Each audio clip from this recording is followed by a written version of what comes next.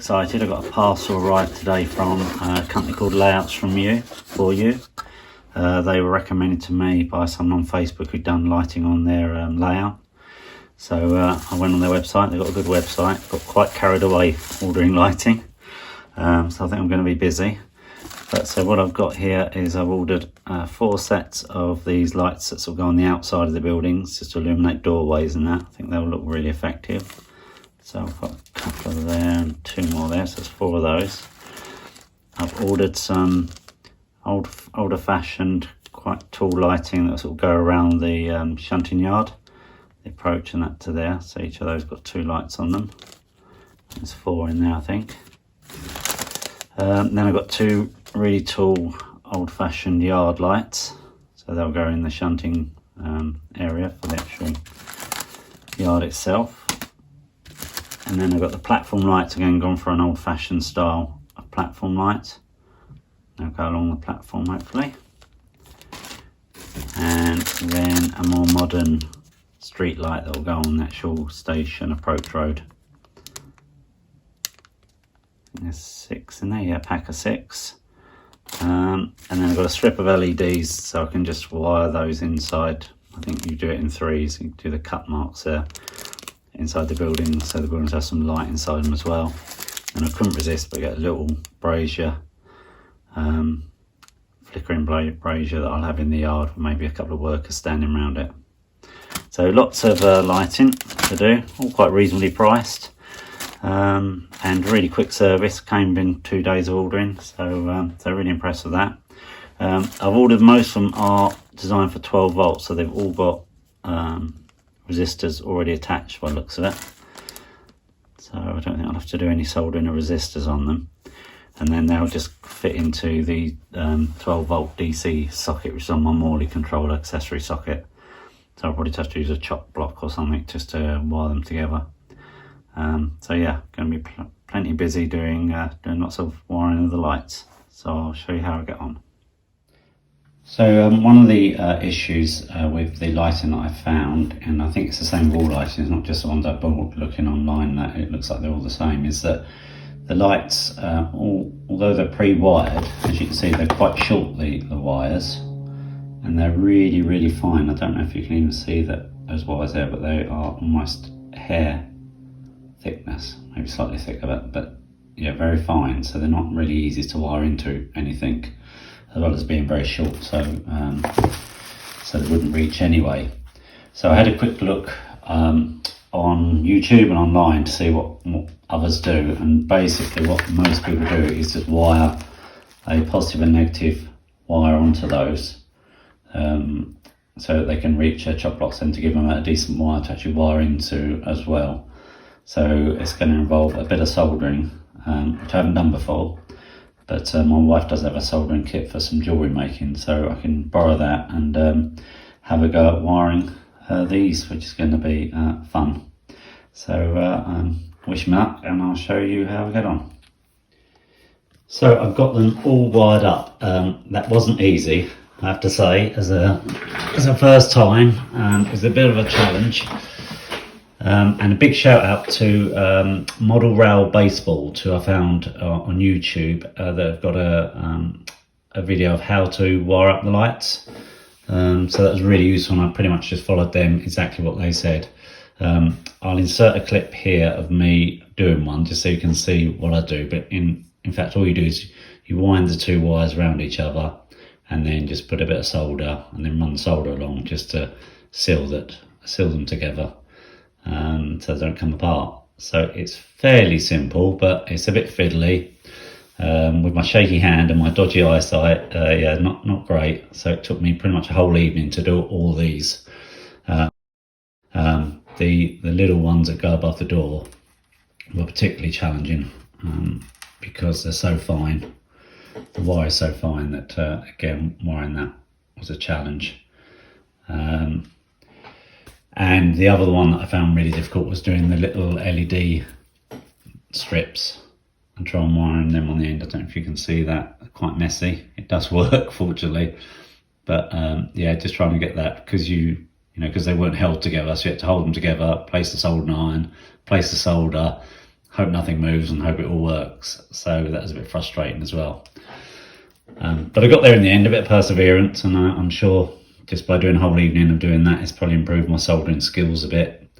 So it will come in handy. And I've made them, as you can see, they're quite long. They're about 2 foot long. Probably longer than I need, but I thought better to have them longer and just be able to cut them shorter than have them too short. So that's the hard bit out of the way. So now I can get on with actually fixing them into the baseboard and then wiring them up. So I'll give you an update shortly.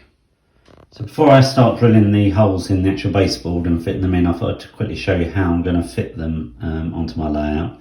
As I said earlier, I've got a 12 volt accessory socket on my Morley controller.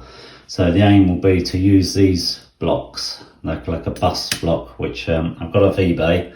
And Charlie from Chadwick Model Railways, he recommended these. So I literally just followed his advice and got these.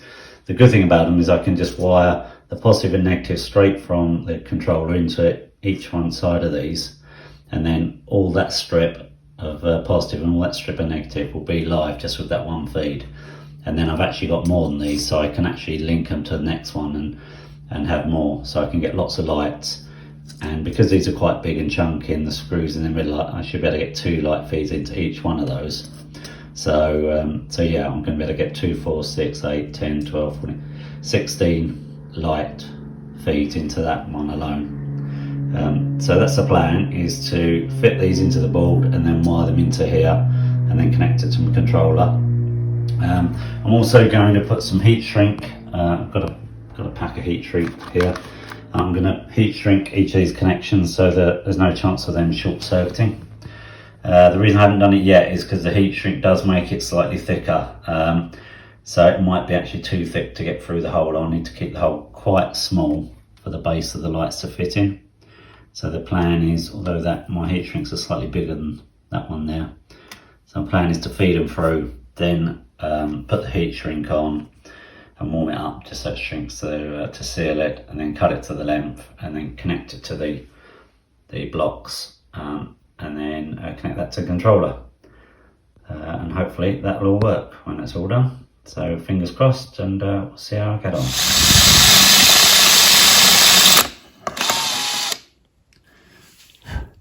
So I just thought I'd quickly show you how I'm putting the light in. One thing I've discovered is I don't want to make the hole too big, because it needs to fit. See that? Obviously it needs to be able to not be any bigger than the base there, otherwise the lamppost won't sit in. So I'm trying to stick it just the size, the thickness of the wire in there. But the issue is that the resistor that's pre-wired is also as thick as that. So what I'm having to do is to feed in the live with the resistor on it first. Because if I try and put them both together, it's just too thick to go through the hole. So the key is to try and make sure the wire is quite straight. I have seen people that use like a lead stick or something to poke it through, but I've done a couple now and found that actually, even though it's got to find the hole below the platform, that's gone straight in. It isn't actually too difficult. But what I have to do is lead the live in first, get that resistor through the hole on its own, feeding it through at the bottom as well. That's quite tight, you'll see. Then once that's cleared, just in the bottom, once cleared the bottom hole, then I can feed the black wire in, neutral, whatever you want to call it. I suppose it's all going to be live, but yeah, then feed that one in, find the hole, like that, feed that through. Just get my hands out of the way a bit. And the same sort of thing, just I don't want to pull it out too far, so I need the resistor so not to come out. Oops, call me plate.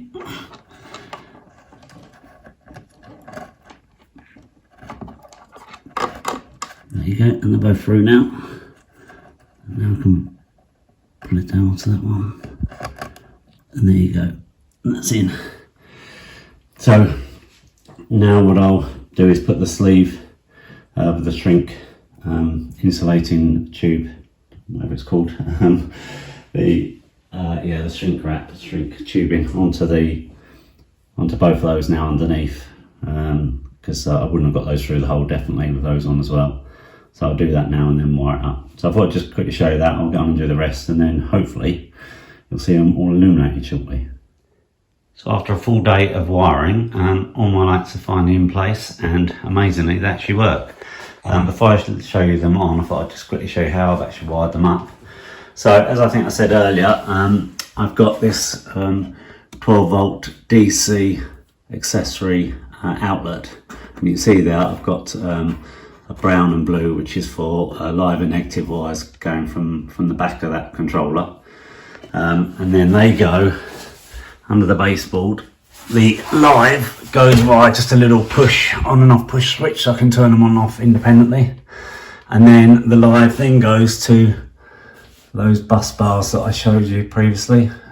So the live goes to this one, you can see the brown going in the top there, and then that makes all these live, and then the blue, the negative, goes to the black side there. And then these are all the positives from all the lights that I wired in previously, and these are all negatives. And as you saw, I just drilled them through, and then when I fed them through each one, I had to put a shrink insulation on, which I think you can just see here like that. So everyone's got those on afterwards, just so they could go through the hole. And then I just cut them to length, and then I grouped them in sort of 2s and 3s here, depending on sort of how I put them in. But you could get plenty more in each of those outlets. So you can see there I've actually still got one spare here, and I could probably get a few more in there as well. And then I took time to label each one, just in case I do have an issue in the future. At least I'll know roughly which lights they feed. So yeah, it took quite a lot of effort, quite a lot of work, but for a novice, I've never done soldering before, never done any electrical or any lighting. Actually, if you just follow a few steps that you can find on other YouTube channels and as well, just take your time, test each bit as you go along, and actually it's fairly simple. Although you see there, it's quite a lot of wiring, so it's quite easy to lose yourself. So I'll just switch them on, and I'll hopefully show you the effect now.